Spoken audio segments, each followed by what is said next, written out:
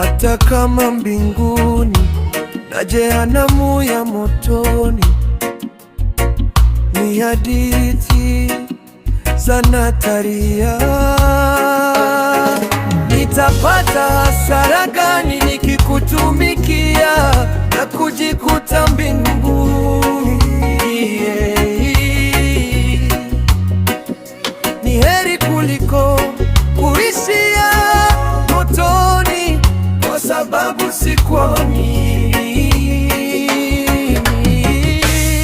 Mungu bali Musa walimkataa Yesu, waliomkubali Yesu wamenikataa mimi mtoli wenu, wamenikataa mimi mtoli wenu, wamenikataa mimi mtoli wenu, wamenikataa mimi mtoli wenu. Unasubiri dunia ifike mwisho, wakati unakufa kesho. Rudi kwa ibada, usisubiri mwisho, usiache ibada, waza kuhusu leo sio kesho. Maisha ni ibada, ndiyo kitu pekee unayoweza kumpa Bwana wako.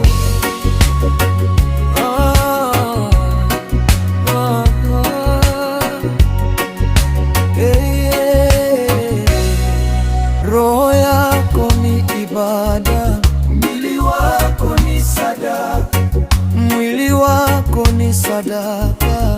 Hata Yesu angesema nani, bado msingemwamini. Nitapata hasara gani nikikutumikia na kujikuta mbinguni? Ni heri kuliko kuishia motoni, kwa sababu sikuamini. Mungu bali Musa walimkataa Yesu, waliomkubali Yesu wamenikataa mimi mtoli wenu, wamenikataa mimi mtoli wenu, wamenikataa mimi mtoli wenu, wamenikataa mimi mtoli wenu. Eti dunia haina mwisho, eti miaka na mikaka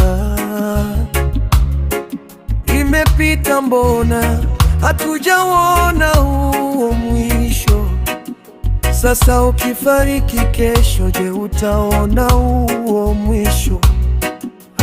Walimkubali Musa walimkataa Yesu, waliomkubali Yesu wamenikataa mimi mtoli wenu,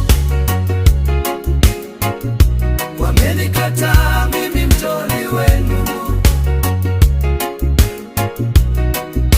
wamenikataa mimi mtoli wenu, wamenikataa mimi mtoli wenu. Unasubiri dunia ifike mwisho, wakati unakufa kesho. Rudi kwa ibada, usisubiri mwisho, usiache ibada, waza kuhusu leo sio kesho. Maisha ni ibada, ndiyo kitu pekee unayoweza kumpa Bwana.